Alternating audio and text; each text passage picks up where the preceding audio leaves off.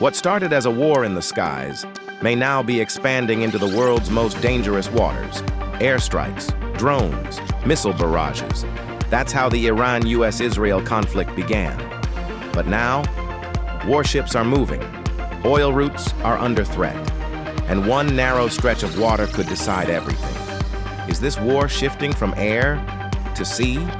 And if it is, what does that mean for the world? The conflict began with overwhelming air power. The United States and Israel launched coordinated strikes targeting military bases, missile systems, nuclear-related facilities. Iran responded the only way it could quickly: ballistic missiles, drone swarms, proxy attacks across the region. For weeks, this was a high-tech air war: jets versus air defenses, missiles versus interceptors, drones versus radar systems. But air wars have limits. They're expensive, they're temporary, and they don't control territory. So the battlefield began to expand. To understand what's happening now, you need to understand one thing: geography controls power, and nowhere is that more true than at sea. There are two critical choke points: the Strait of Hormuz, the Bab el-Mandeb Strait. Through these narrow passages flows a huge percentage of the world's massive global trade.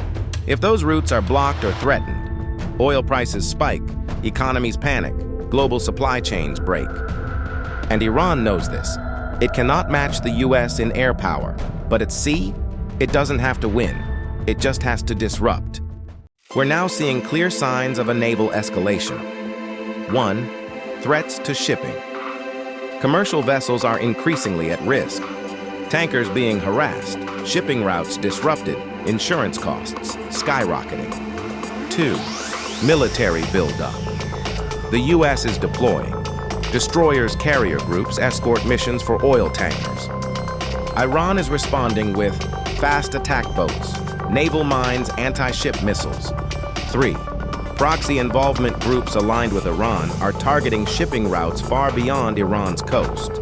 This expands the conflict from a regional war to a global maritime crisis. Naval warfare is unpredictable. At sea, escalation can happen fast. A single mistake could trigger ship-to-ship combat. Missile exchanges, large-scale naval battles. And here's the key problem: unlike airstrikes, which can be targeted, sea conflict affects everyone. Civilian ships, oil tankers, global trade routes. That means even countries not involved in the war feel the impact immediately. There's historical precedent for this. In the 1980s, during the Iran-Iraq War, there was something called the Tanker War. Ships were attacked, oil routes were targeted, naval escorts became necessary. What we're seeing now has eerie similarities: targeting shipping instead of territory, using disruption as a weapon, forcing global powers to intervene.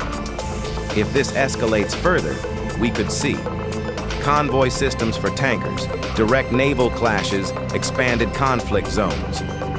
It started as an air war. The war began with massive US plus Israeli airstrikes on Iran in late Feb 2026. Iran responded with missiles and drones across the region. Now, a naval front is opening.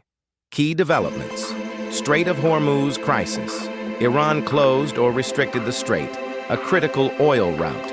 The US is now sending warships to reopen it and escort tankers. Direct naval threats and encounters. US destroyers entering the strait triggered Iranian warnings and standoffs. Ships and tankers targeted. Attacks on shipping and naval vessels have already occurred. It's spreading to other sea choke points. Iran and allies are threatening. Strait of Hormuz, Persian Gulf, Bab el-Mandeb, Red Sea. Iran-backed groups, like Houthis, are capable of attacking commercial ships, disrupting global trade routes. Big picture: air war still ongoing, sea war rapidly escalating. The goal of the naval side: Iran, choke global trade, oil. US, keep shipping lanes open. That's why you're hearing more about ships now. It's a strategic escalation, not a shift away from air combat.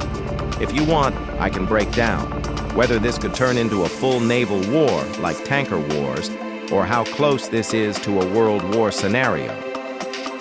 Iran's strategy: disrupt global trade, increase economic pressure worldwide, offset its disadvantage in air power.